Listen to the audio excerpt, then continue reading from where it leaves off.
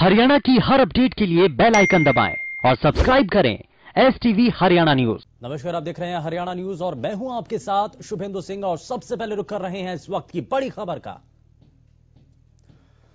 और बड़ी खबर का रुख कर रहे हैं, नगर निकाय चुनाव के नतीजे आने शुरू हो चुके हैं और हरियाणा न्यूज पर आपने सबसे तेज नतीजे अब तक देखे हैं और लगातार जानकारी हमने सबसे पहले आप तक पहुंचाई है। अंबाला में मेयर पद पर शक्ति शर्मा की जीत हुई है।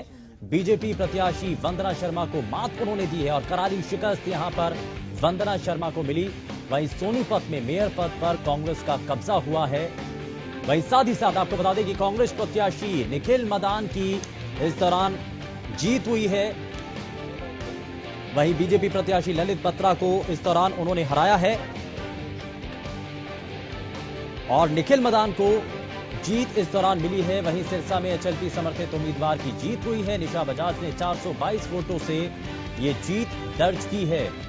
वहीं HLP के वरिष्ठ उपाध्यक्ष ने जीत पर बधाई दी है निशा बजाज को और साथ ही साथ रेवाड़ी में निर्दलीय उम्मीदवारों ने बाजी मारी है। रेवाड़ी की अगर बात करें तो निर्दलीय उम्मीदवारों का एक अच्छा खासा दबदबा यहां पर रहा है।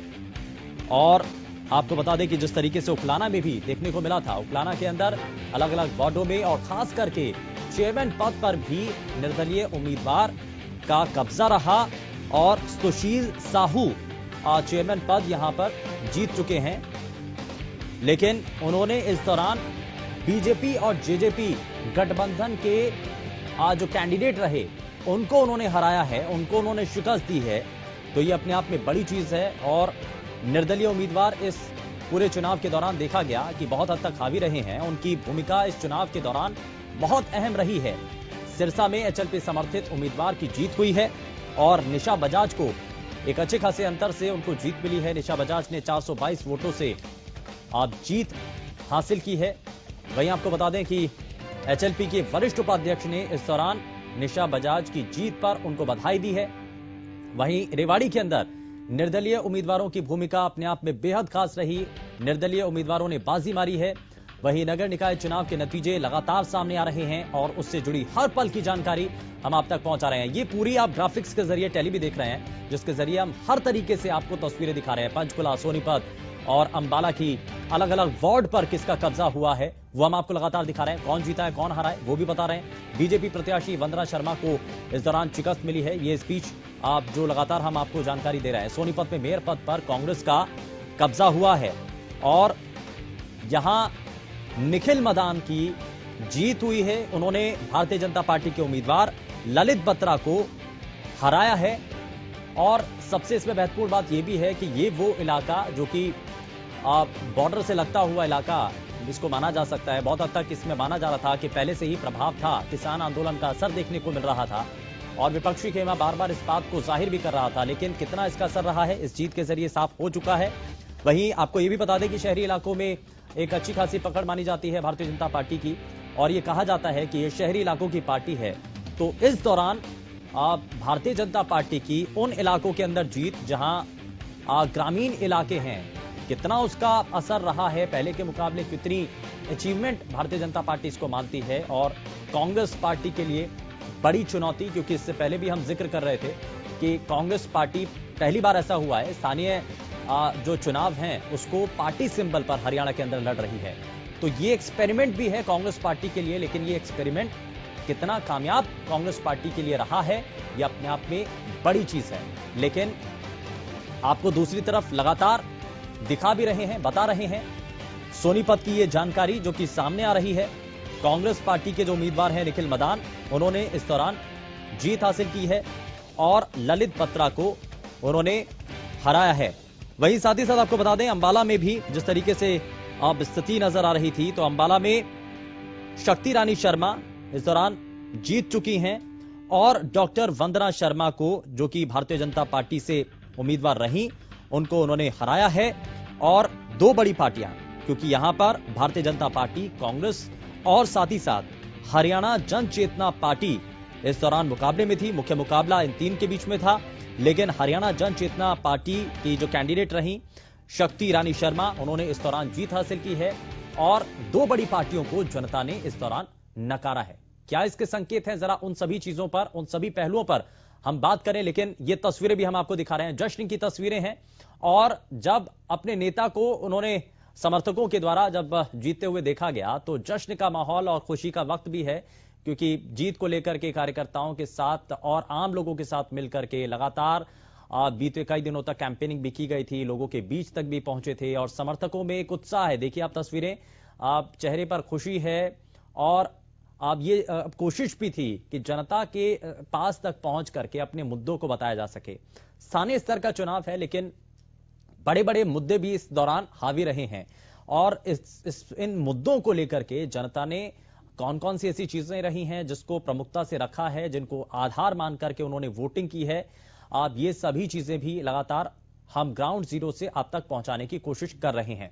लेकिन आपको बता दें कि आगे हम बढ़ें, लेकिन उससे पहले लगातार ये तस्वीरें आप इस बात को बता रही हैं, इस बात की ओर इशारा कर रही हैं कि जीत के कई मायने हैं। सुमित गौड़ कांग्रेस पार्टी से प्रवक्ता हमारे साथ कार्यक्रम में जुड़ चुके हैं और साथ ही साथ हमारे साथ राजनीतिक विश्लेषक सोमवीर आर्या जी कार्यक्रम में जुड़ चुके हैं। बहुत स्वागत है दोनों ही खास मेहमानों का कार्यक्रम में।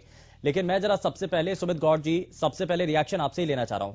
अभी तक के जो नतीजे सामने आए हैं उनको आधार मानकर आप क्या मान रहे हैं?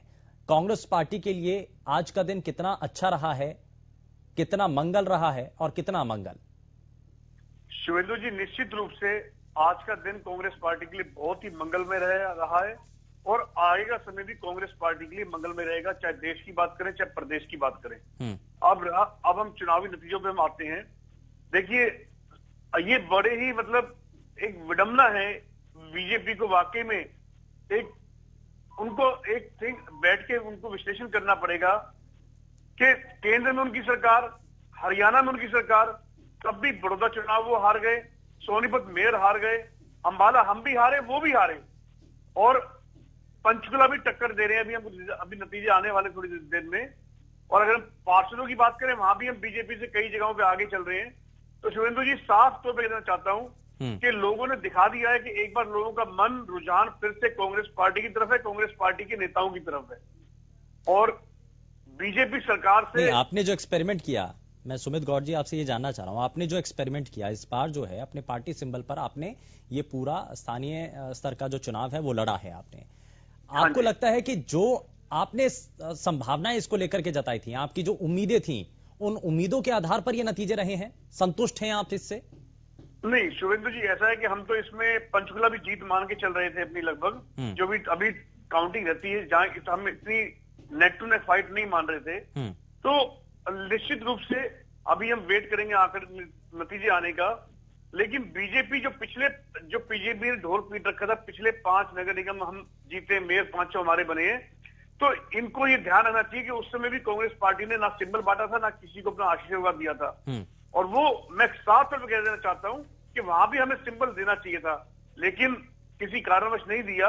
देखिए, केंद्र में 2005 से लेकर 14 तक बीजेपी हमारी कांग्रेस पार्टी सरकार रही है देश में, प्रदेश में।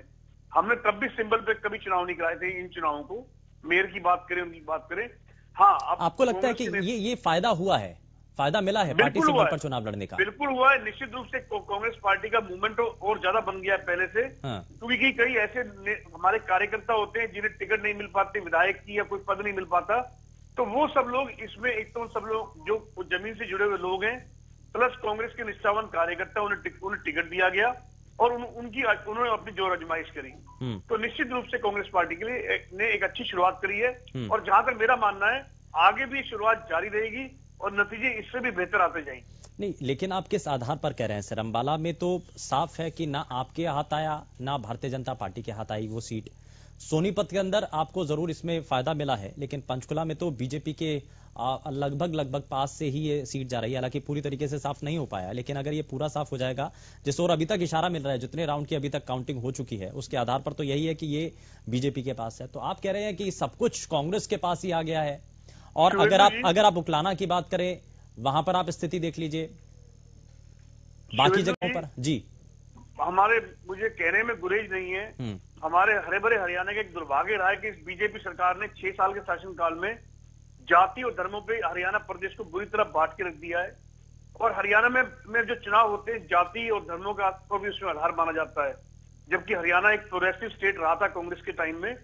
तो लेकिन अब ऐसा नहीं है, बीजेपी राज है, इन्होंने हरे भरे हरियाणा को पता नहीं कहां पहुंचा दिया है। तो मैं साफ तौर पर कह देना चाहता हूं, देखिए पंचकुला में हम चुनाव में रहे, घूमे सब जगह। पंचकुला का फैक्टर, एक कास्ट फैक्टर भी था वहां पर। वहां पे आप देखिए जो बीजेपी से आगे चल रहे हैं वो वैश्य समाज से संबंध रखते हैं। अगर हम वोटर की बात करें, और आलूवालिया जी ऑलरेडी पहले मेयर भी थी, तो कई बार एंटी इनकम्बेंसी फैक्टर भी होता है जो इतना थोड़ा डिफरेंस चलता जा रहा है। अदरवाइज कांग्रेस के प्रति लोगों का रुझान बढ़ा है, ये आंकड़े बता रहे हैं। और दूसरा देखिए, अंबाला की भी अगर हम बात करें तो मिसेस शर्मा ने जो डायरेक्ट डेंट दिया है वो कांग्रेस पार्टी को दिया है, कांग्रेस पार्टी के जो चुनाव लड़ रहे हैं उसको दिया है। क्योंकि मिसेस शर्मा और पूरा शर्मा परिवार भी पहले भी लीडर था, आज भी लीडर, कांग्रेस पार्टी से ही उन्होंने अपना शुरुआत की थी यहाँ पे। नहीं, यहाँ तो तीसरे पायदान पर रही है ना कांग्रेस। हाँ जी, तो तीसरे पायदान पर रही है।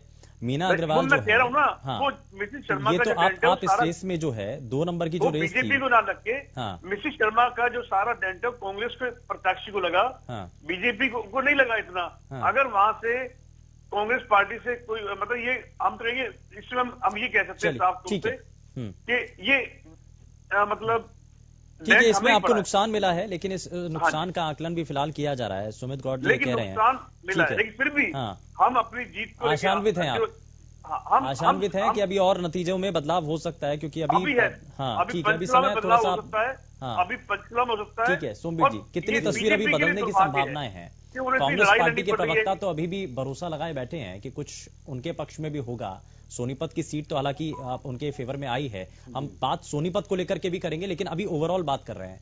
कितनी संभावनाएं और बहुत कुछ बदलने को लेकर के हैं, लगता है या अभी जैसा जितना आ चुका है लगभग उसी के आसपास रहेगा? देखिए सुभेंद्र जी, इसके आसपास ही रहना चाहिए, क्योंकि पंचकुला सीट चली जाएगी बीजेपी को, और अंबाला जा चुकी है। सोनीपत की जो सीट है वो कांग्रेस को गई और जानी चाहिए थी। इनका तो एक बिल्कुल स्पष्ट है कि ये हुड्डा साहब का प्रभाव वाला क्षेत्र है। 10 साल उन्होंने राज किया, काम किया लोगों का। हम शुरुआत में भी इस बात को कह रहे थे। जी ये तो गढ़ रहा है, ये गढ़ रहा है शुरुआत में, और बल्कि हुड्डा साहब पे थी आरोप भी लगे क्षेत्रवाद का कि सिर्फ पुराने रोहतक में ही करते हैं। तो इतना कुछ होने के बाद, और बड़ौदा उपचुनाव ने भी प्रूव कर दिया था कि हुड्डा साहब इस इलाके कम से कम सर्वोसरी है, और कांग्रेस को ये बात मान लेनी चाहिए। कांग्रेस अगर उससे पहले मान ली होती विधानसभा के टाइम तो और अच्छा इनकी स्थिति होती, लेकिन चलो देर आए दुरुस्त आए। हुड्डा साहब को जब से इन्होंने इसका कमान दिया, कांग्रेस को फायदा हुआ है। एक चीज और भी है, हुड्डा साहब जो है शुरुआत से पार्टी सिंबल पर चुनाव लड़ने के थोड़ा सा अगेंस्ट रहते थे, क्योंकि गुटबाजी उस समय भी होती थी जब अशोक तंवर प्रदेशाध्यक्ष थे। तो अशोक तंवर बार बार ये अपील करते थे कि पार्टी सिंबल पर क्यों ना चुनाव लड़ा जाए, लेकिन खेमेबाजी हो जाती थी, उस वजह से पार्टी सिंबल पर कभी कांग्रेस पार्टी चुनाव नहीं लड़ पाई। अशोक तंवर का ये कहना था, अशोक तंवर जी का कहना था, हालांकि उनकी बात नहीं मानी जाती थी क्योंकि ये ज्यादा हावी थे, उनको वो अध्यक्ष मानना ही नहीं। सुरेश तंवर जी को तो इन्होंने मानना ही नहीं इसमें हुड्डा साहब के गुट ने, बल्कि उनसे तो दिल्ली मारपीट भी हो गई थी, मुकदमे में दर्ज हुए थे। तो उनका कहना यह था कि जब रूलिंग पार्टी कोई होती है उसके वर्सेस दूसरी पार्टियां होती है, तो इसलिए रूलिंग अगर शंबुल पर लड़ने तुम लड़ोगे तो बीजेपी वाले लड़ेंगे, और बीजेपी के कमल के खिलाफ सारे हम इकट्ठे होकर लड़ेंगे। ये एक पीछे तर्क होता है। तो उस तर्क में अब अगर हम सोनीपत की बात करें या कहीं भी बात करें, मुझे नहीं लगता कि शंबुल से या इस तर्क से कि भाई बीजेपी वर्सेस हो जाएंगे कोई फायदा होगा। अब देखिए आप अगर वर्षन में हम देखते हैं तो ये जो आपका निर्दलीय कोई भरमार हो रही है, ये क्या शो करती है, क्या इंडिकेशन देती है, क्या इन दोनों पार्टियों को इनके कान में जू रेंग रही है? देखिए शुभेंद्र जी, जनता को क्या चाहिए? एक लोक कल्याणकारी सरकार थी। वो सरकार उनके लिए बिजली पानी जो भी सुविधाएं, जो भी उनकी ड्यूटी, जो जितने भी उन्होंने मैनिफेस्टो में दिए, और जो सड़क बिजली पानी स्कूल स्वास्थ्य ये करना, उनको सुचारू रूप से करें। एक सशक्त विपक्ष है, ताकि वो अगर किसी तरह का करप्शन करें या ना करें या कहीं पे कमी हो, उनकी कमियां उजागर करना, ये विपक्ष का काम है। तो वो विपक्ष करे। तो हम ये चाहते हैं, हरियाणा की जनता ये चाहती है कि विपक्ष भी मजबूत हो। तो विपक्ष को मजबूत होने के लिए गौड़ साहब बैठे, कांग्रेस पार्टी भी सारी बैठी है। ये अपने संगठन को थोड़ा सुधारे जनता के हित में। अगर ये कहते हैं ना हम ऊपर बढ़ना चाहते हैं जनता के हित में, क्योंकि आज का भी देखे तो देखिए सोनीपत एक्सेप्शन आप उसको छोड़ दीजिए, वो तो हुड्डा साहब की वजह से। अदरवाइज इसका मतलब ये है कि निर्दलीय आने का मतलब ये है कांग्रेस उसका सब्स्टिट्यूट नहीं बन पा रही। बीजेपी की जो सरकार है जो है कांग्रेस को नहीं कर पा रही। इसका मतलब ये नहीं। अब दूसरे हाथ से देखें, अगर दूसरी तरफ देखें तो बीजेपी बहुत कुछ ज्यादा नहीं कर पा रही, क्योंकि जब निर्दलीय जो तीसरी शक्ति है, तीसरी शक्ति की तरफ वोटर चलता है, लुभता है। इसका मतलब यह है कि सरकार से संतुष्ट नहीं है, विपक्ष की भूमिका से भी संतुष्ट नहीं है कि वो विपक्ष जो है ना नहीं अपने आप को पेश कर पा रहा है कि मैं इसका सब्स्टिट्यूट बन जाऊंगा। तो निर्दलीय की जो है, निर्दलीय आए हैं ये इसीलिए आए। अब बीजेपी पर आ जाए। अब बीजेपी का क्या है सुरेंद्र जी, पहले बिल्कुल ठीक बात है, पहले ये पार्टी पिछलक गुप करते हैं, फलान करते हैं, ये तो वर्ड अच्छे नहीं है। लेकिन पहले जो पार्टी थी अलायंस में, चोरी देवलाल के साथ भी अलायंस किया इन्होंने, चोरी बंसीलाल के साथ भी किया और अकेले भी लड़े। उसमें पार्टी अलायंस में 10-12 सीटें आ जाती थी, उन्होंने सरकार में भी हिस्सा रहा। फिर उसके बाद अपने आप लड़े खुद पे तो 2-3-5 सीट आती। लेकिन 2014 में जब मोदी जी का नेतृत्व केंद्रीय लेवल पर मिला और इंटरनेशनल लेवल पर उनकी ब्रांडिंग हुई और उनको उनके पिछले जो गुजरात मॉडल को सराहा गया, तो हरियाणा की जनता ने कांग्रेस की भ्रष्ट और वंशवादी, क्षेत्रवादी, हर जगह भ्रष्टाचार की से तंग आके इन्होंने क्या किया, उसका सब्स्टिट्यूट दिया बीजेपी को कि भाई मोदी की पार्टी है, स्टेट में अच्छा कुछ कर पाएगी। उसके बाद उन्होंने 47 सीटें दे दी। लेकिन बीजेपी वाले माने ना माने, उसके बाद इनका ग्राफ घटा। ठीक है, ओके नहीं रहा है उनका, जींद उपचुनाव भी जीत गए, वो मेयर भी जीत गए, वो तो एक रूलिंग पार्टी थी, हो जाता है। लेकिन ये कुछ भी कहे, पिछले 2014 से 19 तक भी इनका ग्राफ घटा है, क्योंकि सीटें भी कम हो गई और परसेंटेज भी कम हो गई। बीजेपी को भी नुकसान हुआ है, लेकिन कांग्रेस उस माहौल को कैश नहीं कर पाई है।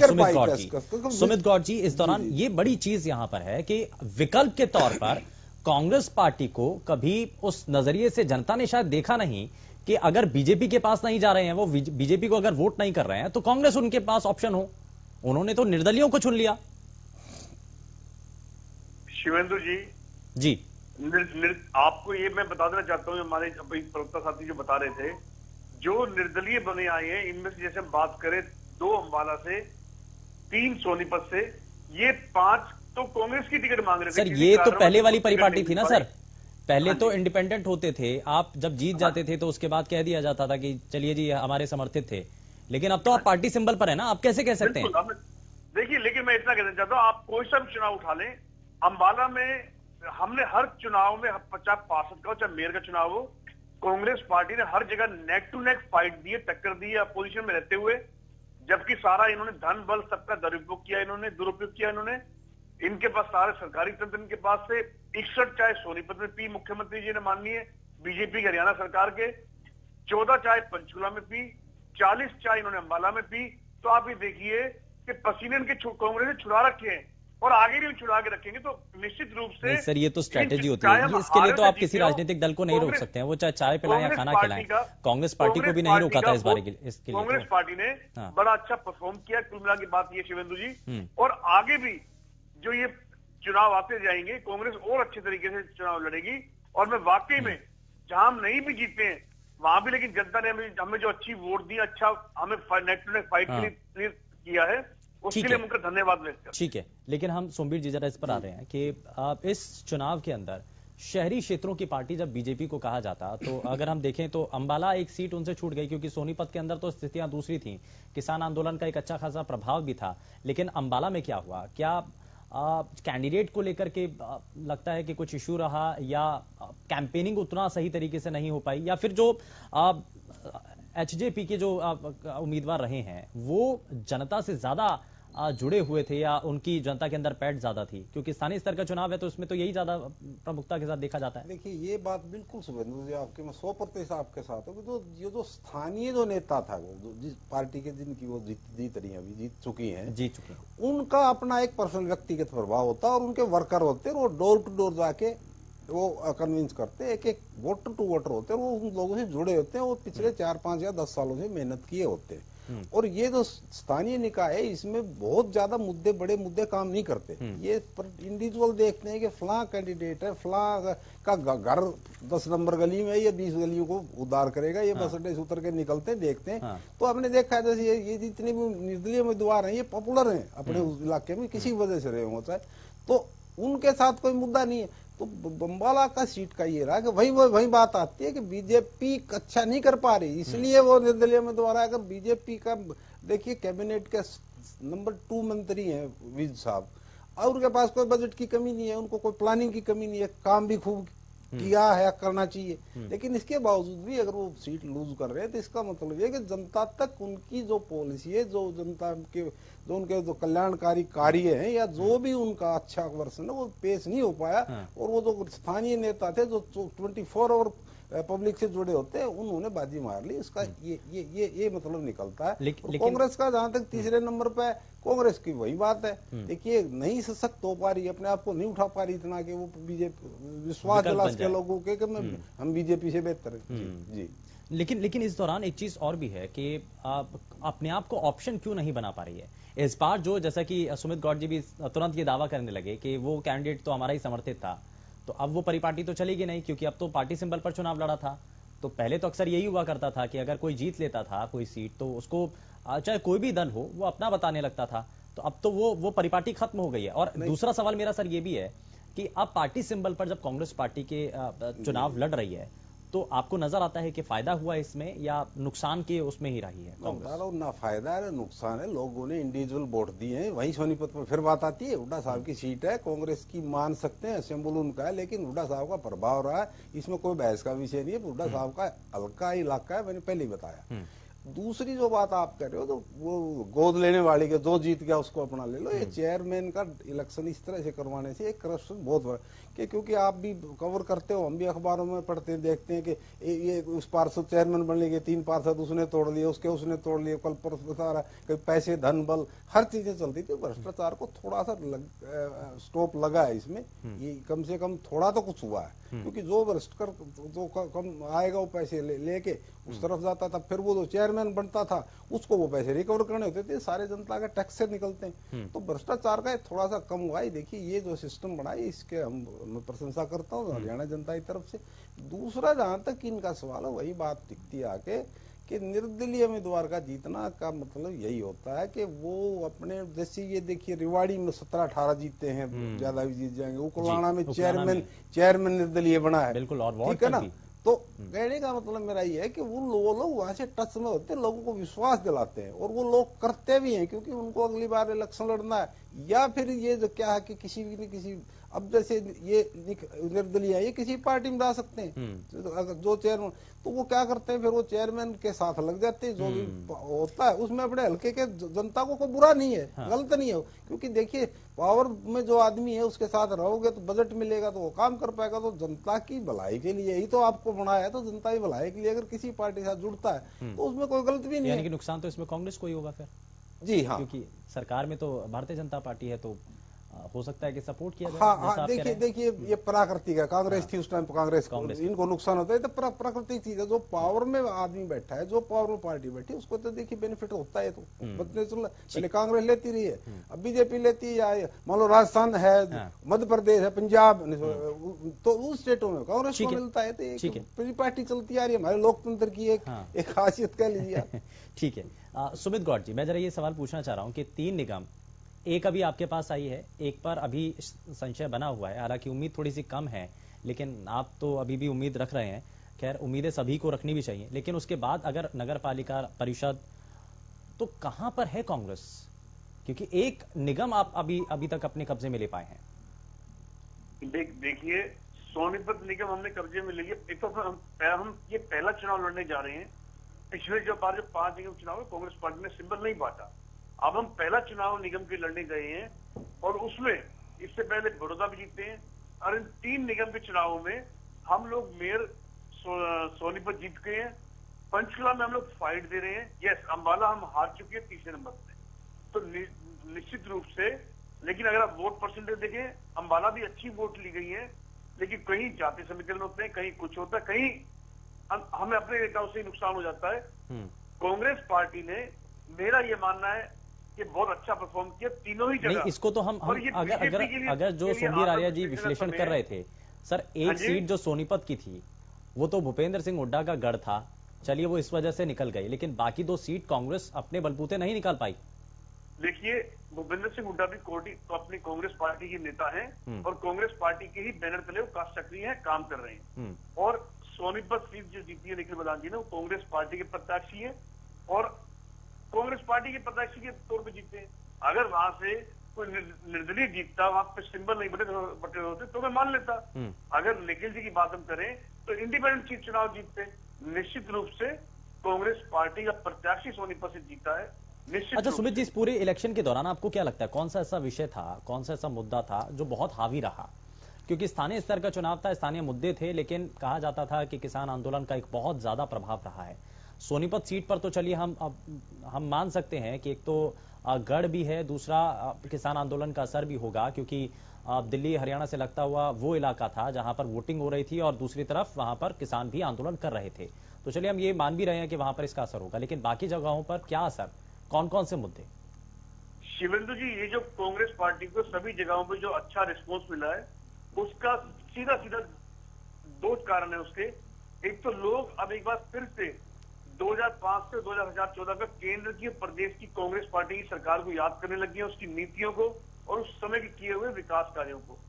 दूसरा कारण ये है कि जो बीजेपी का टोटली फेलियर है, कोई सा नहीं सुमित गौड़ जी, अगर ऐसी बात है तो निर्दलीय उम्मीदवारों का जीतना अपने आप में बड़े संकेत हैं। यही तो कहा जा रहा है कि अगर कांग्रेस पार्टी इन संकेतों को समझ ले तो शायद स्थिति बेहतर हो सकती है। आगे स्थिति और बेहतर होगी, क्योंकि बीजेपी अब पतन की ओर है। चाहे हम हरियाणा की बात करें, चाहे हम देश की बात करें, बीजेपी की जो पार्टी है अब ये पतन की ओर है। और किसान भी देखिए, जिस देश का, हमारे देश का किसान अन्नदाता भगवान है। पहले इनके लिए तो चुनाव से पहले भगवान हुआ करता था, हमारे लिए पहले भी था और आज भी भगवान है किसान। तो जी, किसान जब इनसे रूठ गया तो किसान रूठा तो जग रूठा।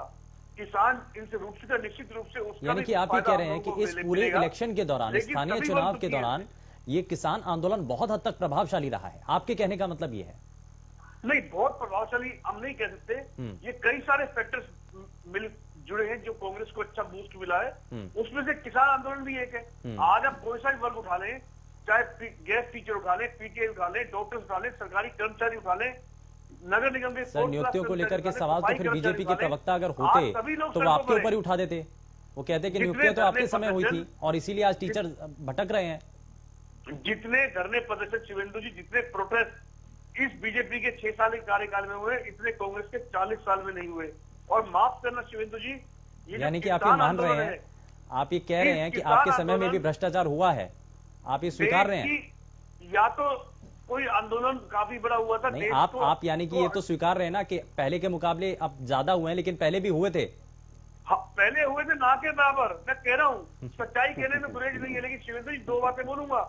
हमारे भारत, अच्छा, कौन कौन से बड़े थे, कौन कौन से बड़े घोटाले थे और कौन लोग संलिप्त थे इसमें, जरा ये भी क्लियर कर दीजिए। सबसे बड़ा आंदोलन किया इन किसानों ने, इन बीजेपी वालों को भगाने के लिए। ठीक है सर, किसान आंदोलन की बात भी है, लेकिन आप कह रहे हैं कि आप मान रहे हैं कि घोटाले हुए थे, तो बड़े घोटाले बता दीजिए। हाँ, घोटाले नहीं हुए थे। हाँ, कांग्रेस राज में कभी कोई घोटाला नहीं हुआ। सर अभी आप कह रहे हैं, अभी आपने खुद ही माना है कि पहले भी घोटाले हुए हैं। नहीं, मैंने आपसे घोटाले का माना ही नहीं। मैंने आपसे कहा कि कांग्रेस टाइम में भी प्रोटेस्ट हुआ करते थे।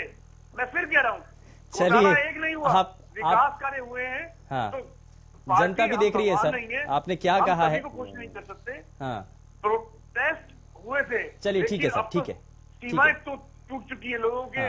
इस समय जो लोग, चलिए ठीक है सर, ठीक है। सुंदीर आर्या जी, मैं जरा इस पर नहीं जा रहा हूं मैं, ठीक है, घोटाले कितने हुए, कब हुए, क्या हुए, हम उस पर नहीं जा रहे हैं क्योंकि आज चर्चा का विषय ये नहीं है। लेकिन सर मैं बात ये कर रहा हूं कि कांग्रेस पार्टी जिस तरीके से अब आगे बढ़ने की प्लानिंग कर रही है, पार्टी सिंबल पर उतरना और 3 निगमों में सिर्फ फिलहाल आजमाना अपने आप को, तो ये एक ट्रायल भी है। तो आगे आपको लगता है कि जिस तरीके की स्थिति, अभी 1 सीट सोनीपत की जो हाथ आई है कांग्रेस पार्टी को, तो हो सकता है कि आगे इस पर और ट्रायल किया जाए और पालिकाओं तक, परिषद तक भी पहुंचे पार्टी सिंबल को लेकर ही? देखिए शुभेंद्र जी, अगर कांग्रेस को हम स्टेट लेवल पर देखते हैं तो थोड़ा सा दूसरे स्टेट्स का अगर हम उदाहरण ले ले तो उसमें थोड़ा सा इनको भी सुविधा रहेगी, हमारी इसमें विश्लेषण में भी सुविधा रहेगी। देखिए जो दूसरे स्टेट है जहाँ पर अल्टरनेट नहीं है, तीसरी पार्टी नहीं है, फॉर एग्जाम्पल राजस्थान में एक बार बीजेपी है, एक बार कांग्रेस है, मध्य प्रदेश में भी ऐसा था, जहां पे तीसरी ऑप्शन है, जितने भी आप कहीं पे चले जाइए, बिहार में बीजेपी कांग्रेस खत्म, आपका बंगाल में ममता जी ने ऑक्युपाई कर लिया, कोई देख लो आप, बिजू पटनायक, ये सब कांग्रेस की फेलियर की देन है। जहां पे तीसरा सब्स्टिट्यूट था, बीजेपी उस वक्त इतनी उभरी नहीं थी। तो हरियाणा की अगर आप उठने की बात कर रहे हो तो हरियाणा का सब्स्टिट्यूट ये है कि जब तक चौटाला फैमिली ये रीजनल पार्टी है, ये छोटी छोटी पार्टियां हैं, ये ज्यादा चलने वाली नहीं है, ठीक है, दर्ज है, अच्छा कर रही है। अब कांडा साहब की पार्टी है जो HLP है, ये भी अच्छा कर रही है, अब भी इनके कैंडिडेट जीते हैं, एक MLA जीता हो, लेकिन मुख्य जो बीच की जो पार्टी है, जो अपोजिशन की पार्टी है, वो है चौटाला परिवार की पार्टी। ये दोनों मिले, एक मिले, वो कैसे हो, जब तक अगर ये नहीं उठ पाएंगे तो कांग्रेस स्टैंड है। अगर जिस दिन चौटाला पार्टी, चौटाला की फैमिली की पार्टी जो भी है, इसने 20-25 सीट देखी तो बिहार वाला हाल हो जाएगा कांग्रेस का। ये एक कैलकुलेशन है यहाँ का, अपने हरियाणा का। तो इनको बहुत सीरियसली अपने जो है ना संगठन को, हाईकमान से, स्टेट से, संगठन को, और ये जो ग्रुपबाजी है, एक कैप्टन साहब रेवाड़ी बनाए बैठे, अभय सिंह किरण चौधरी भिवानी में है, इस तरह से इनको एक करके किसी एक नेतृत्व में आके और इनको एक अच्छी सशक्त देनी चाहिए। नहीं तो अगर चौटाला साहब की पार्टी ने अगर इनको थोड़ा सा भी ऊपर आगे, थोड़ा सा भी वो कर लिया, ये तो डिवाइड हो गए शुभेंद्र जी, ये दो पार्टियां बन गई, दुष्यंत जी ने अलग बन गई और अभय सिंह के नेतृत्व में अलग चली गई। अदरवाइज अगर ये संगठित रहते तो कांग्रेस के 30 सीट नहीं आने की थी, वो फिर उनके 20-25 सीट आती, तो ये इतना समर्थन को नहीं मिलना था।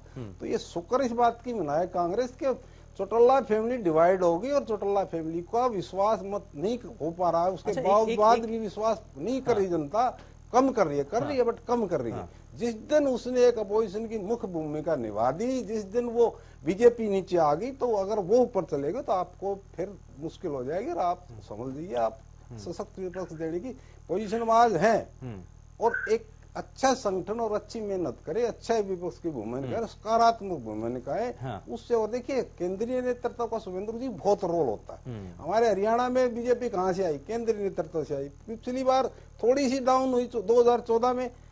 अब बीजेपी के नेताओं को भी संभल के चलना होगा कि ये जो मोदी जी जो कर देते हैं, जो केंद्रीय नेतृत्व 370 हटा दी, ये चाइना से अच्छा कर रहे हैं, या और जितने भी CA ला रहे हैं, इनके सारे बैसाखी पे नहीं चला जाएगा। आपको यहाँ हरियाणा में वेलफेयर करना पड़ेगा, देखना पड़ेगा हर व्यक्ति को, हर चीज को, आपको किसान को भी देखना है, मजदूर को भी देखना पड़ेगा, हर व्यक्ति, हर वर्ग को देखना पड़ेगा, तब जाके जाएंगे।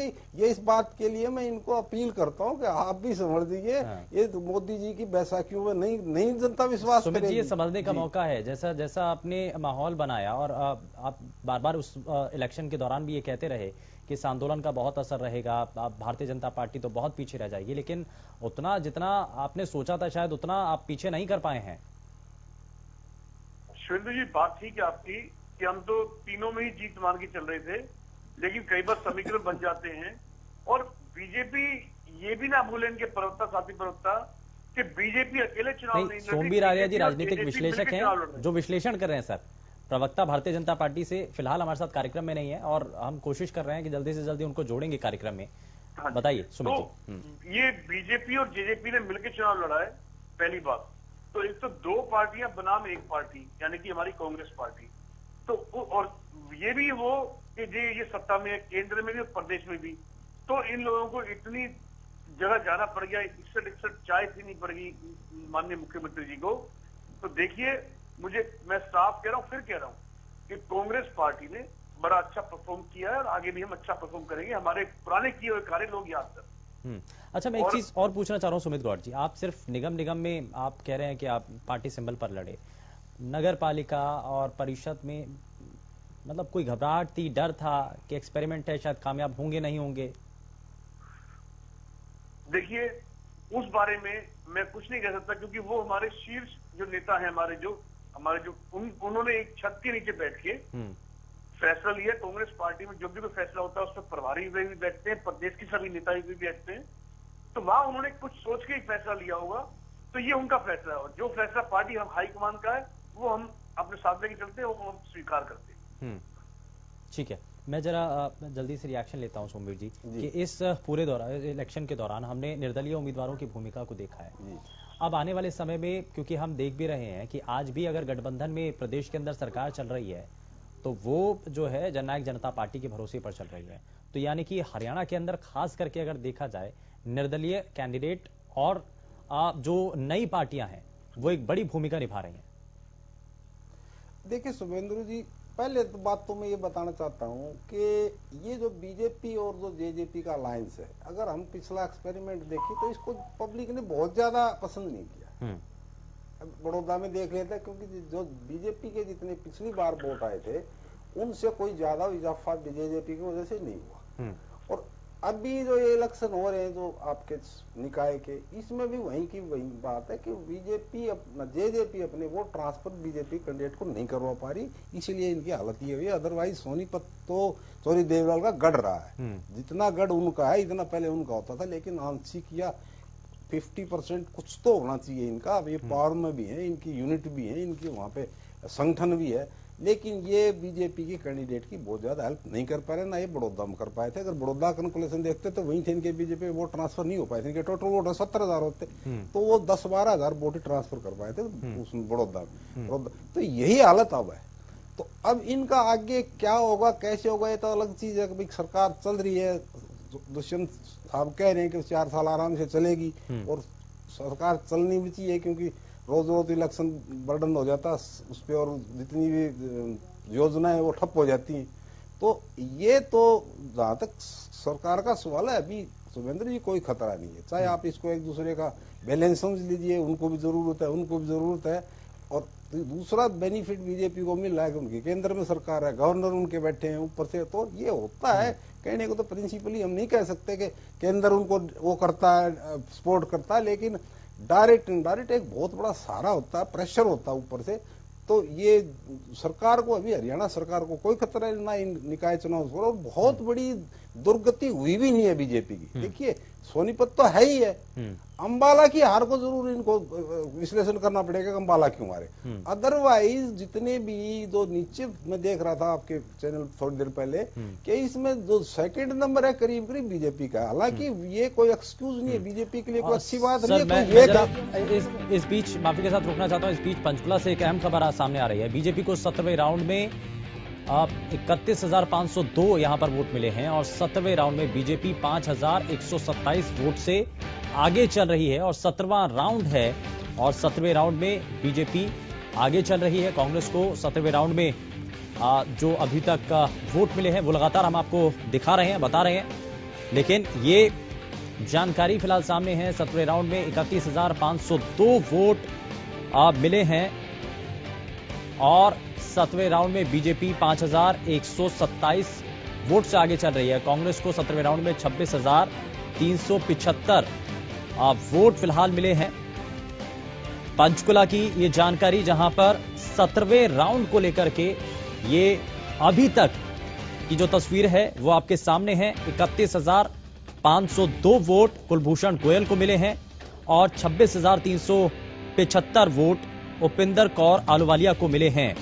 तो ये पंचकुला की जानकारी, जहां 17वें राउंड की काउंटिंग पूरी होने के बाद अब जो वोट हैं वो किस रूप में सामने हैं वो लगातार हम आपको दिखा रहे हैं इन आंकड़ों के जरिए। साथ ही साथ सोनीपत के जो निगम चुनाव हैं उसको लेकर के जो वार्ड वाइज स्थिति है, पंचकुला की भी ये पूरी तस्वीर आपको दिखा रहे हैं। पंचकुला के निगम में 10 बीजेपी, कांग्रेस के पास 9, एक अन्य के पास गई है सीट।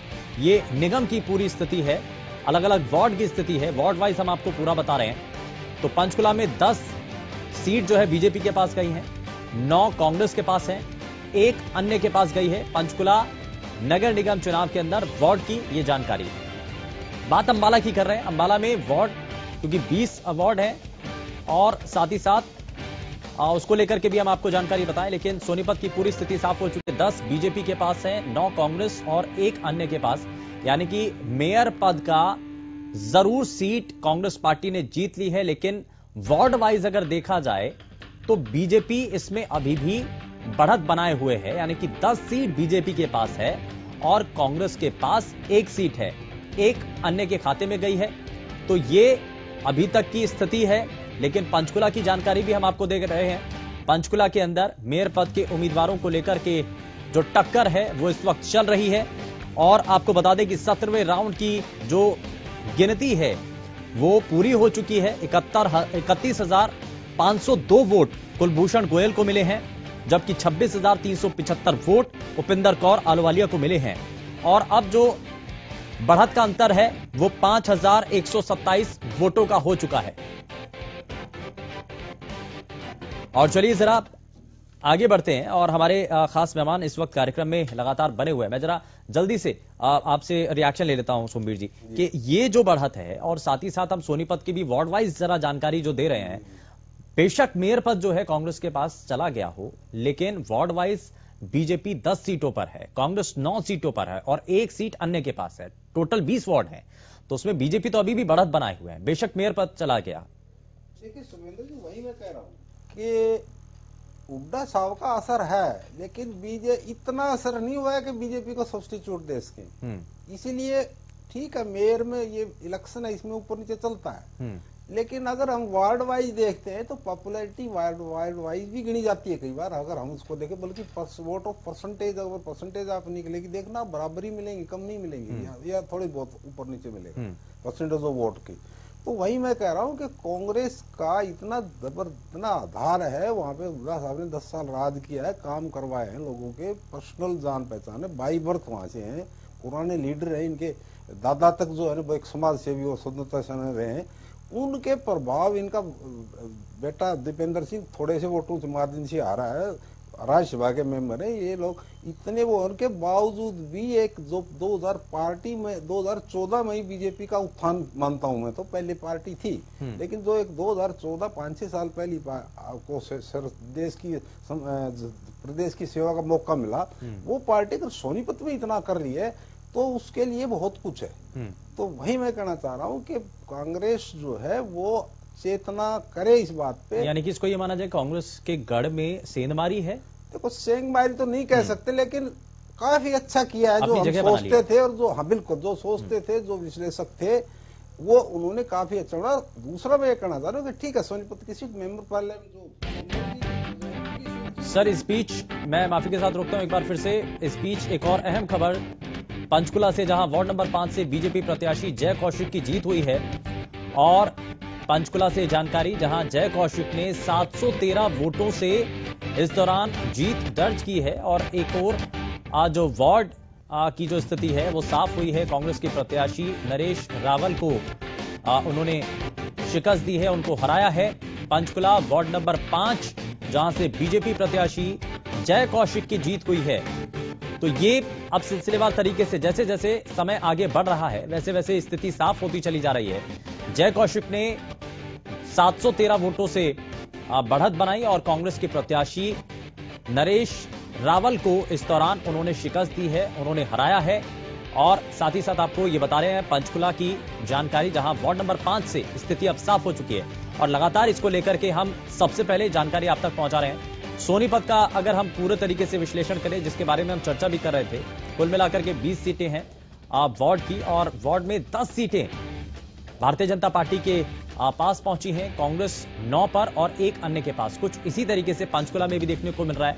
पंचकुला में भी 10 सीटें बीजेपी के पास हैं वार्ड की और 9 कांग्रेस अब तक जीत हासिल कर चुकी है, उस पर 1 अन्य के पास गई है। तो यानी कि पंचकुला और सोनीपत में लगभग एक जैसी स्थिति फिलहाल बनी हुई है। अंबाला की अगर हम बात करें तो 10 सीटों पर अब तक स्थिति साफ हो पाई है। 2 में बीजेपी, 5 पर कांग्रेस और 3 जो हैं अन्य हैं, जो कि इस वक्त आगे हैं, जीत रहे हैं। लेकिन ये पंचकुला से स्पीच जो जानकारी है वो ये कि वार्ड नंबर 5 की जय कौशिक ने 713 वोटों से जीत दर्ज की है। कांग्रेस के प्रत्याशी नरेश रावल को इस दौरान उन्होंने शिकस्त दी है। और चलिए अब जरा आगे बढ़ते हैं और मैं जरा जल्दी से रिएक्शन ले लेता हूं। सोमवीर आर्या जी हमारे साथ लगातार बने हुए हैं, सुमित गौड़ कांग्रेस पार्टी से प्रवक्ता हमारे साथ बने हुए हैं।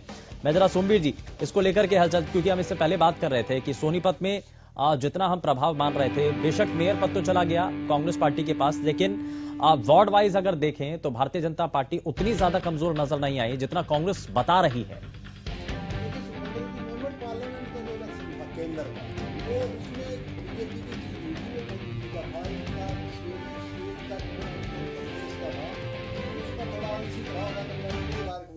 उसको आप अगर छोड़ देते हैं तो उसके बाद हुड्डा जी का जो था ग्राफ था, ठीक है, तो जैसे ही हुड्डा जी को कांग्रेस में पावर दिया, जैसे ही उनको नेतृत्व दिया असेंबली के टाइम, उस टाइम हुड्डा जी ने ऑफिस, ठीक है, इसका प्रभाव भी देखने को मिला। लेकिन सर पंचकुला से एक बार फिर से बड़ी खबर सामने आ रही है। पंचकुला से खबर, जहां 18वें राउंड के नतीजे अब सामने हैं और जारी हो चुके हैं।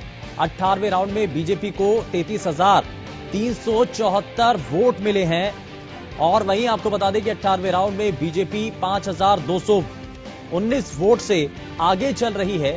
कांग्रेस पार्टी को 18वें राउंड में 28,155 वोट मिले हैं। तो यहां एक मार्जिन फिलहाल भारतीय जनता पार्टी के उम्मीदवार कुलभूषण गोयल के पास बनता हुआ नजर आ रहा है। उपिंदर कौर आलूवालिया, हालांकि कांग्रेस पार्टी के जो प्रवक्ता हैं वो ये मान भी रहे थे कि बहुत टफ फाइट है, उतना आसान नहीं है, लेकिन उम्मीदें उनको हैं। लेकिन अब जिस तरीके से राउंड दर राउंड गिनती हो रही है, वैसे वैसे ये जो उम्मीदें हैं मुझे लगता है कि शायद टूट रही होंगी, क्योंकि अब 5,219 वोटों का अंतर हो चुका है। और हर तरीके से, क्योंकि जैसे जैसे राउंड आगे बढ़ रहे हैं, हर राउंड के बाद ये मार्जिन और भी ज्यादा बढ़ रहा है। क्योंकि इससे पहले तक 17वें राउंड की हमने जब गिनती अपने सभी दर्शकों तक पहुंचाई थी तो उसमें 5,127 वोटों का अंतर था, लेकिन अब ये बढ़कर के 5,219 वोट का जो अंतर है वो बन चुका है। बता दें कि पंचकुला के अंदर मेयर पद के उम्मीदवार को लेकर के ये जो कांटे की टक्कर है वो चल रही है। 18वें राउंड की जो गिनती है वो हो चुकी है और उसके बाद 33,374 वोट कुलभूषण गोयल, जो कि भारतीय जनता पार्टी के उम्मीदवार हैं, उनको मिले हैं। वहीं 28,155 वोट कांग्रेस पार्टी के उम्मीदवार उपिंदर कौर को मिले हैं। लेकिन अब इसके बाद क्या होगा, क्या बड़ा बदलाव हो सकता है, ये बड़ा सवाल है। मैं जरा सुमित गौड़ जी आपसे ही जान रहा हूं, कुछ आपको लग रहा है कि अभी कुछ करिश्मा होगा, कुछ बड़ा बदलाव हो सकता है? देखिए, मुझे तो अभी भी उम्मीद है, क्योंकि देखिए फाइट तो नेक टू नेक ही चल रही है, ये मार्जिन कुछ ना के बराबर है और अभी कई राउंड रहते हैं। और उसके अलावा मैं आपको एक बात और कहना चाहता हूं कि देखिए, अब हम अपने पार्षदों के उसके ऊपर, तो अंबाला में 4 बीजेपी जीती है, 3 कांग्रेस जीती है, ठीक है। अब हम आते हैं पंचकुला में, जो अभी तक नतीजे आए हैं उनमें भी कांग्रेस ने अच्छा परफॉर्म किया, तो उसी हिसाब से मैं अपना कैलकुलेशन करते हुए यही लग रहा है कि अभी भी मेयर के पद में हम पंचकुला में हम रेस में हैं। तो बाकी देखते हैं भी क्या होता है, हम तो इतना ही कह सकते हैं, अभी तो नतीजे आने में थोड़ा ही समय शेष रह गया है। अगले मेरे ख्याल से कैंपेनिंग को लेकर के आप कुछ कहना चाहते हैं? कैंपेनिंग की गई, कैंपेनिंग के लिए सही आपको पर्याप्त टाइम मिला? क्योंकि अक्सर ये कहा जाता है कि कैंपेनिंग के लिए समय नहीं मिल पाया, आप उतने जिन लोगों को बुलाना था उतने लोग नहीं आ पाए। देखिए, निश्चित रूप से तो मैं कहना चाहूंगा क्योंकि कांग्रेस पार्टी ने चुनाव लड़ा है, उनके जो भी उम्मीदवार थे उन्होंने चुनाव ठीक ढंग से लड़ा है। हाँ, लेकिन बीजेपी की तरह उन्होंने सत्ता का तंत्र का, सरकारी तंत्र का दुरुपयोग नहीं किया, ना ही उन्होंने कोई प्रलोभन दिए। इन्होंने तो इस चुनाव में भी हमारी पार्टी के नेताओं तक को खरीदने का, हर पार्टी के नेताओं को खरीदने का, बेचने का, तोड़ने का, दबाने का। नहीं, आप ये बड़ा आरोप लगा रहे हैं सर, अगर कोई तथ्य है तो बताइए। नहीं, इन्होंने कोशिश की है, इन्होंने प्रयास किए हैं, किसी को धन बल से, किसी को डरा धमका के, इन्होंने हर तरह से कोशिश करी है देखिए बीजेपी ने, और नतीजे तो वही रहे। किसी कैंडिडेट को के साथ ऐसा हुआ है सुमित गौड़ जी? कांग्रेस पार्टी के किसी कैंडिडेट के साथ हुआ? कैंडिडेट के साथ तो ऐसा नहीं हुआ, लेकिन यस, जो उन क्षेत्रों में जो लोग थे जिनका वहां पे इन्फ्लुएंस था, ऐसे कई कांग्रेस के लोगों को इन्होंने खराब करने की कोशिश करी। तो लेकिन शुक्र है कि हमारे कुछ जो साथियों ने संयम बनाए रखा। तो लेकिन बीजेपी ने नहीं, तो क्या इसकी शिकायत भी की गई है? अगर खरीद फरोख्त की गई या ऐसा आरोप आप लगा रहे हैं, तो क्या इसकी शिकायत की कांग्रेस पार्टी ने? नहीं, शिकायत की कि नहीं की, मुझे उसके बारे में अभी जहां तक शिकायत नहीं की है मैं आपको बताना चाहता हूं, लेकिन यस कि हमने कन्फ्रंट किया, मीडिया में भी किया। अब जैसे इन्होंने हमारा पंचकुला से हमारी कांग्रेस पार्टी की प्रवक्ता थी, इन्होंने उनको समझा के बेटा के कैसे इन्होंने उनका माइंड का ब्रेन वॉश किया और उनको तोड़ा इन्होंने और अपनी पार्टी में शामिल कराया। उनसे भी नुकसान हुआ है हमारे को पंचकुला में कुछ थोड़ा बहुत। तो निश्चित रूप बीजेपी ने ऐसा कोई प्रोपोगेंडा नहीं, ऐसा कोई हथियार नहीं जो उन्होंने नहीं चलाया। अगर आप उन प्रवक्ता की जिनकी आप बात कर रहे हैं तो कारण तो कोई ना कोई रहे होंगे ना पार्टी में, या तो सुनवाई नहीं होगी या जिसका हम इससे पहले भी सोमवीर आर्या जी विश्लेषण कर रहे थे कि कांग्रेस पार्टी को समझना होगा, गुटबाजी को दूर करना होगा। देखिए सुनवाई बहुत से नेताओं की कांग्रेस पार्टी में भी नहीं हुई, बहुत से नेताओं की बीजेपी में भी नहीं हुई। आप ये मान रहे हैं कि सुनवाई नहीं होती है? नहीं पॉसिबल नहीं है ना बॉस। आज कांग्रेस का ग्राफ निरंतर बढ़ता जा रहा है, फिर से एक बार हर विधानसभा से। नहीं सुमित गौर जी, अगर किसी की सुनवाई नहीं हो रही है, भारतीय जनता पार्टी के प्रवक्ता तो एक है ना, सिंबल एक है, टिकट एक है, हाँ। वो एक ही को दिया जाएगा तो नाराजगी होगी बट ओबियस है। और उसके अलावा मैं आपसे तो सुनवाई किसकी हो जाती है फिर? देखिए सारे कांग्रेस पार्टी तो देखिए बीजेपी में सुनवाई उसकी होती है जिसमें धन बल का सारे सिस्टम हो, जिनके पास। सर मैं तो कांग्रेस पार्टी की पूछ रहा हूँ, कांग्रेस पार्टी के अंदर सुनवाई किसकी होती है? बीजेपी की तो मैं बीजेपी के प्रवक्ता से पूछ लूंगा ना। के आधार पर, कांग्रेस पार्टी की निष्ठा के आधार पर और जमीन से ग्रास रूट से जो आवाज आ रही है उसके आधार पर तो कांग्रेस पार्टी में तरीके से काम किया जाता है। वो बात अलग है कि कहीं जातीय समीकरण के मारे माहौल खराब हो जाता है, क्योंकि बीजेपी ने हमारे सारे बड़े हरियाणा को बिल्कुल बांट के रख दिया जाति और धर्म के नाम पे। लेकिन सर जनता तो वोट कर रही है ना, जनता तो वोट कर रही है, जनता वोट कर रही है, जनता को बरगला भी रहे हैं ये लोग यहाँ पे। देखिए इन्होंने घर, आप माने चाहे ना मत, देखिए सुरेंद्र जी आपको बताता हूँ, आप किसी भी स्टेट में जाइए, इन्होंने जाति धर्म का जहर खोल रखा है। आप यूपी से शुरू कीजिए हिंदू मुसलमान, हरियाणा में इन्होंने जाट नॉन जाट, अपना गुजरात में पाटीदार नॉन पाटीदार, राजस्थान में गुजर मीना। इन्होंने अंग्रेज चले गए, इस अभागी पार्टी को छोड़ के इसके नेताओं को इन्होंने फूट डालो राजकोट नीति पे चल रहे, जिसके दुर्गामी परिणाम बहुत ही घातक हो सकते हैं। इन्हें पता नहीं है इस बात के बारे में। ये तो लोगों को ये क्यों नहीं समझ में आ रहा? आप जैसा कह रहे हैं कि ये अगर बांटने की राजनीति कर रहे हैं तो जनता को भी तो समझ में आना चाहिए ना। जनता तो नहीं समझ रही है, जनता तो वोट कर रही है ना, जनता तो बल्कि कांग्रेस को साइडलाइन कर रही है। सुरेंद्र जी जनता जागरूक हो चुकी है, जब भी तो कांग्रेस जीतती जा रही है, बड़ौदा जीती है, सोनीपत जीती है और आगे भी उन जगहों को टक्कर दी है। जनता जागरूक हो चुकी है और अभी 3-4 साल है चुनावों में, ये जनता पूरी तरह से जागरूक होकर कांग्रेस की तरफ टर्न लेगी। आप देखना, ये बहुत एक बड़ा शुभ संकेत है कि अभी जिस पार्टी के पास 4 साल बचे हो, केंद्र में उसकी सरकार हो, हरियाणा में उसकी सरकार हो, वो बाई इलेक्शन हार जाए, ये एक बहुत बड़ा संकेत है। वो मेयर हार जाए, ये एक बहुत बड़ा संकेत है। वो कई सारे पार्षद हार जाए, जबकि सबको पता होता है। चलिए ईवीएम को तो दोष नहीं देंगे ना? हाँ जी, ईवीएम को तो दोष नहीं देंगे अब। ईवीएम को देखिए, सुनिए, ये बीजेपी वाले बड़े कूटनीति वाले लोग हैं ये लोग। अच्छा, अब आपको जिता दिया तो ये भी उनकी रणनीति है?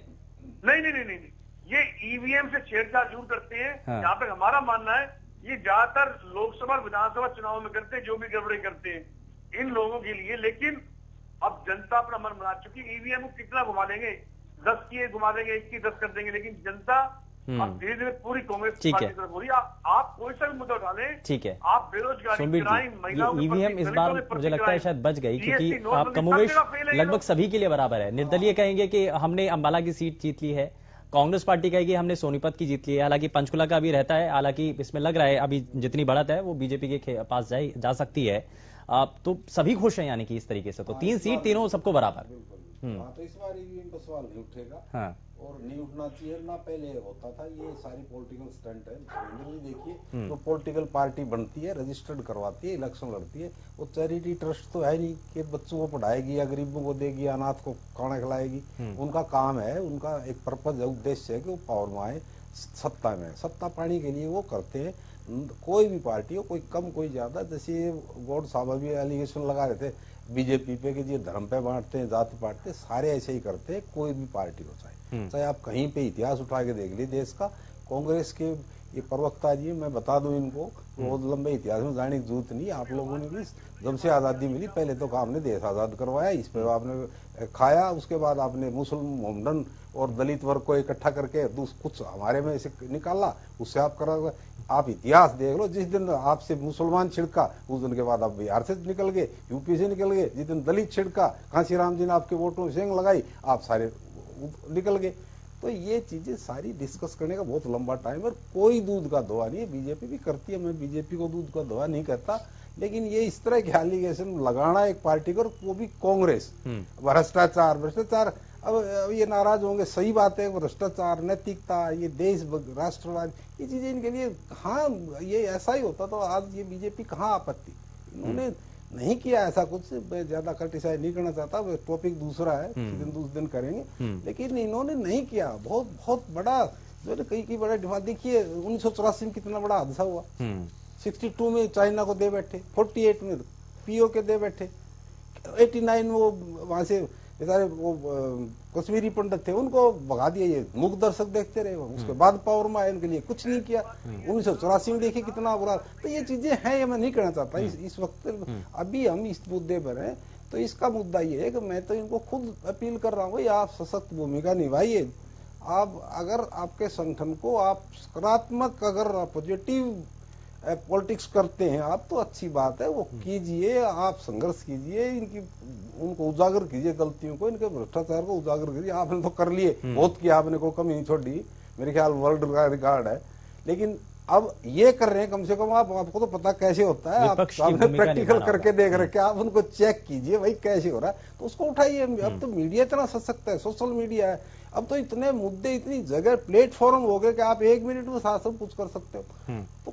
तो सशक्त विपक्ष होने के नाते आप अच्छा होने भाई। बीजेपी के लिए मैं बता रहा हूँ, अलार्म है ये बिल्कुल, कि ये मोदी जी के छोड़ दे चक्कर के, मोदी जी कर देंगे सारा, हम अपना सब कुछ हो जाएगा। यहाँ भी आपको जनता से जुड़ना पड़ेगा, एक एक वोटर का, एक एक क्षेत्र का, एक एक गाँव का, एक एक गली का आपको हिसाब देना पड़ेगा, तब जाके आप आगे बढ़ पाओगे। नहीं तो ये जनता इतनी सियानी हो चुकी है कि अब वो बातें, नारों से हिंदू धर्म कर दिया, मुसलमान बना दिया, किसी को दलित बना दिया, अब नहीं होती शुभेंद्र जी। हर आदमी चाहता है डायरेक्ट मैं अपने नेता से मिलूं, डायरेक्ट विधायक से मिलूं, डायरेक्ट मुझे पता हो मेरे गांव में कितनी सड़क है, कितनी। अभी ये किसान आंदोलन देख लीजिए, कहाँ खड़े हम, किसान आंदोलन है, आम आदमी कहाँ खड़ा हुआ। तो बिल्कुल ये अलार्मिंग सिचुएशन है, दोनों राजनीतिक दलों के लिए अलार्मिंग सिचुएशन है। दोनों खास मेहमान हमारे साथ लगातार कार्यक्रम में बने हुए हैं, आप हमारे साथ बने रहिए सर। लेकिन यहां पर दोनों ही राजनीतिक दलों के लिए एक अलार्मिंग सिचुएशन है, क्योंकि अब निर्दलियों की जिस तरीके से भूमिका इस पूरे इलेक्शन के दौरान रही है, जिस तरीके से नतीजे सामने आ रहे हैं, निर्दलियों के लिए बहुत बड़ी भूमिका और आगे आने वाले समय के लिए एक बड़े संकेत दोनों बड़े राजनीतिक दलों के लिए भी। एक छोटे से ब्रेक के लिए हमें यहां रुकना होगा, लेकिन ब्रेक के उस पार लगातार इस पूरे चुनाव को लेकर के महा कवरेज हरियाणा न्यूज पर जारी है।